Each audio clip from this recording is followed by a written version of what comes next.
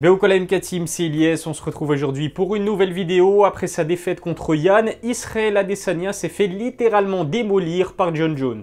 Le Stylebender a encaissé sa première défaite à l'UFC dimanche dernier. Monté chez les Light Heavyweight, Izzy affrontait le sous-estimé Jan Blachowicz. Le Polonais a défendu son titre avec succès et a privé Adesanya de devenir le double champion le plus rapide de l'histoire de l'organisation. Yann est devenu le premier combattant à surclasser le Stylebender en termes de frappes significatives. Ces deux takedowns réussis dans les Championship Rounds ont également été décisifs. Au final, les trois juges lui ont donné la victoire sur décision unanime. Après cette défaite, le monde du MMA n'attendait qu'une seule chose, la réaction d'un certain Jon Jones. L'ex-champion des lourds légers, le Stylebender, elle se livre une véritable guerre depuis plusieurs mois maintenant sur les réseaux sociaux, raison pour laquelle Jon Jones s'est précipité sur Twitter pour démolir son pire ennemi. Avant de découvrir tout ça, assurez-vous d'être bien abonné à ma chaîne YouTube. Vous êtes quasiment 85 000 à me suivre. Merci à toutes et à tous. N'hésitez pas non plus à lâcher un pouce bleu en fin de vidéo, ça fait toujours plaisir. Le moins que l'on puisse dire, c'est que Jon Jones s'en est donné à cœur joie sur Twitter, référence au film Friday, ironie, punchline, tout était bon pour fêter la défaite d'Adesanya. Jon Jones ne pouvait pas laisser une telle occasion d'humilier un combattant qu'il déteste. Tout le monde connaît l'ego incroyable de l'américain, Jon Jones est certainement le plus grand compétiteur de tout l'UFC, il ne supporte pas qu'on puisse le comparer à quelqu'un d'autre, encore moins le provocateur Israel Adesanya. On a vraiment senti une libération de toute cette frustration après la défaite d'Izzy. Récemment, l'américain a remis de l'huile sur le feu dans une récente interview. C'est Gene Berman, le coach du Stylebender, qui lui en a donné l'occasion. Selon le néo-zélandais, la défaite de son poulain ne remet absolument pas en cause les possibilités de l'organisation d'un méga fight contre Jon Jones. Il n'en fallait pas plus pour que Bones reprenne le chemin des réseaux sociaux. Il en a profité pour nous sortir une punchline dont lui seul a le secret. Le pire dans tout ça, c'est que beaucoup de gens, moi y compris, pensent qu'il a totalement raison. Alors vous devez savoir que je suis l'un de ceux qui apprécient autant Jon Jones qu'Israel Adesanya. Les voir s'affronter, ça me fait vraiment rêver depuis plusieurs mois maintenant. Malheureusement, force est de constater qu'après cette prestation contre Blachowicz, eh bien Izzy n'est tout simplement pas encore prêt pour un monstre comme Jon Jones. Personne d'autre que le Polonais n'a donné autant d'adversité au Stylebender à l'UFC, mais le plus inquiétant, c'est la facilité avec laquelle Blachowicz a amené Adesanya au sol. 3 de ces 5 tentatives ont porté leurs fruits, et sur ces 2 dernières, Yann a totalement maîtrisé le néo-zélandais. C'est simple, Israel Adesanya n'a pas trouvé la solution pour se relever. Une fois dos au sol, il était tout simplement pris au piège. La supériorité en termes de poids, de puissance et de technique a permis aux Polonais de le maintenir au sol très facilement. Dans sa catégorie des middleweight, Izzy défend parfaitement bien les amener au sol. Ses 86% de taux de réussite des takedown defense sont là pour le prouver.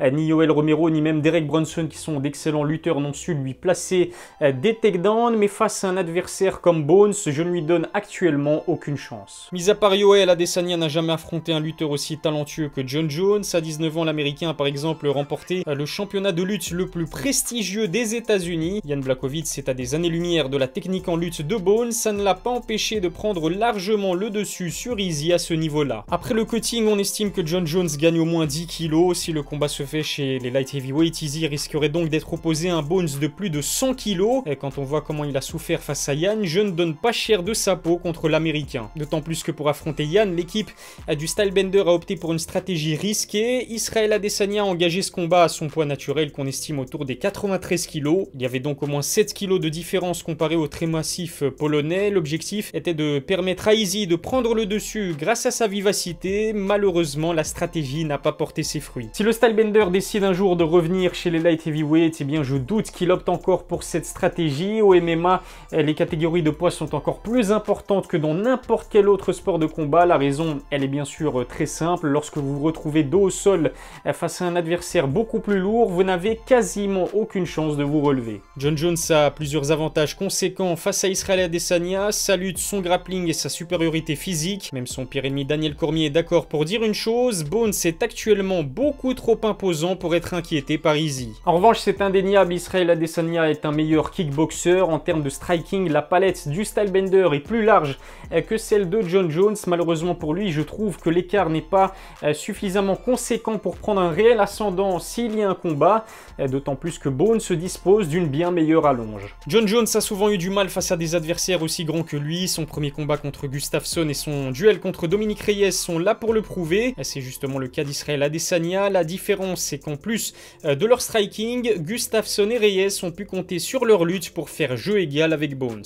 Avant même son combat contre Yann, on a senti un Adesanya hésitant en interview alors qu'il semblait confiant quant à ses chances contre Jon Jones. Ses récentes déclarations sont beaucoup moins enflammées. Initialement, le Stylebender était prêt à l'affronter en juin 2021, mais apparemment il souhaiterait plutôt que cela se fasse en fin d'année, voire même l'année prochaine. Israel Adesanya a déclaré qu'il souhaitait qu'un tel combat se fasse avec la présence d'un public. Malheureusement, vu la situation actuelle, ce ne sera pas encore possible, mais honnêtement, je pense qu'Izzy a vraiment compris qu'il avait beaucoup de pain sur la planche pour peut-être vaincre un jour Jon Jones.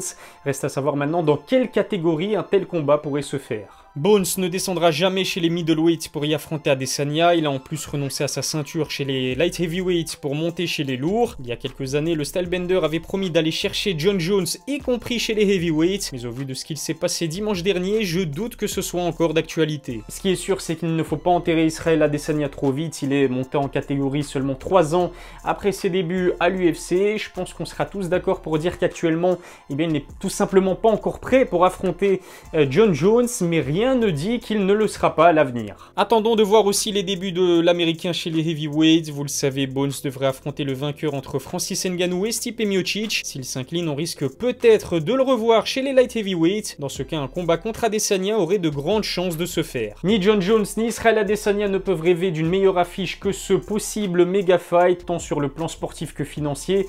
Je pense que c'est vraiment un combat à organiser. Pour l'instant, Israel Adesanya va en tout cas retourner chez les middleweight. Et puis quant à Jon Jones, à vous de me dire en commentaire si vous le voyez devenir champion des poids lourds. Hier soir a eu lieu le combat très attendu entre Leon Edwards et Bilal Mohamed. L'américain d'origine palestinienne remplaçait Khamzat Chimaev en short notice. Le grand retour de Leon Edwards n'a pas duré longtemps. Le combat a dû malheureusement être stoppé au second round après un eye poke. Rendez-vous en tout cas dimanche prochain pour l'analyse du rematch entre Francis Ngannou et Stipe Miocic. Je sais pas pour vous, mais c'est un combat que j'attends avec beaucoup d'impatience. On se rappelle qu'au premier combat, Stipe avait su neutraliser la puissance du Camerounais mieux que quiconque.